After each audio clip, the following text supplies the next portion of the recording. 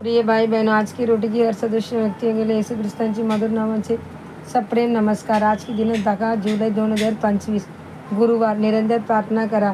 हे प्रार्थना ऐकण्याने तुझ्याकडे सर्व माणसे येतील. स्तोत्र 65 अध्याय 2 वचन. आपण प्रभूकडे जवळ जावे लागते. प्रेम आणि भक्तिभावाने आपले हृदय त्यांच्याकडे वळवून प्रामाणिकपणे आपली प्रार्थना करावी लागते. जेव्हा आपण प्रार्थना करतो तेव्हा देव केवळ आपली प्रार्थना ऐकत नाही, तर कृपापूर्वक उत्तरही देतो. प्रार्थनाचे माध्यमातून आपण देवाशी गाढ सान्निध्य साधतो. हे सान्निध्य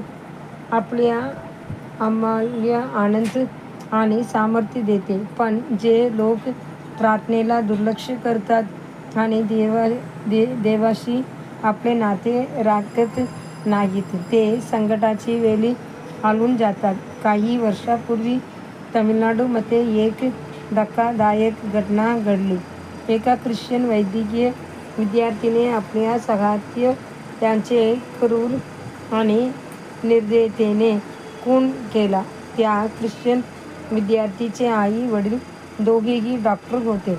एका पत्रकार परिषदेत त्यांची आई म्हणाली, माध्यमे माझ्या मुलाला गुन्हेगार ठरवतात, कारण आम्ही नियमितपणे चर्चला जात नाही, पण आम्ही देवावर विश्वास ठेवतो. माझा मुलगा वेगळा नाही. ही विधाने वाचून खूप वेदना झाली. किती दुःखद घटना. ख्रिश्चन डॉक्टर, पण चर्चला किंवा उपासनेसाठी वेळ नाही. रविवारी सुद्धा व्यवस्था यांची धावपळीत देवाला शोधायला वेळ नाही. परिणामी काय? हिंसाचार, कायदेशीर कारवाई, तपास आणि अपरिमित दुःखाने भरलेले जीवन.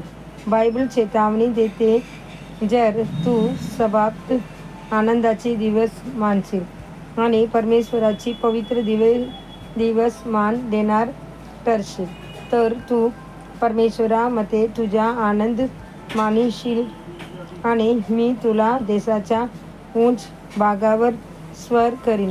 येसाया 58 अध्याय 13 वचन 14 वचन. येशू ख्रिस्ताच्या प्रार्थना जीवनाकडे बघा. ते सतत सेवा करत होते. लोक दिवस रात्र त्यांच्याकडे येत होते, तरीही त्यांनी पित्याशी असलेले सान्निध्य सर्वात श्रेष्ठ मानले. ते अनेकदा एकटे जंगलात जाऊन प्रार्थना करत आणि स्वर्गातील पित्याशी संवाद साधत. लूका 5 अध्याय 15 आणि 16 वचन. प्रिय देवाचे लेकरा, जर या जीवनात एखादी गोष्ट सर्वात महत्त्वाची असेल तर ती म्हणजे तुझे प्रार्थना जीवन. दररोज थोडा वेळ बाजूला काढ. देवाची उपस्थितीत बसण्यासाठी, त्याची स्तुती करण्यासाठी, त्याला महिमा देण्यासाठी आणि आभार मानण्यासाठी. हीच गोष्ट तुझा आत्मा टिकवून ठेवेल आणि तुझ्या आत्म्याला उन्नती देईल. आत्मिक चिंतनासाठी वचन. मृत लोक परमेश्वराची स्तुती करत नाहीत, जे शांततेची स्थानी उतरले आहेत. पण आपण परमेश्वराची स्तुती करतो आता आणि सदैव. स्तोत्र 115 अध्याय 17 आणि 18 वचन. आजचे बायबल वाचन सकाळी अय्यूब 41 अध्याय 42 अध्याय. संध्याकाळी प्रसिद्धीची कृत्ये 16 अध्याय 22 वचन से 40 वचन.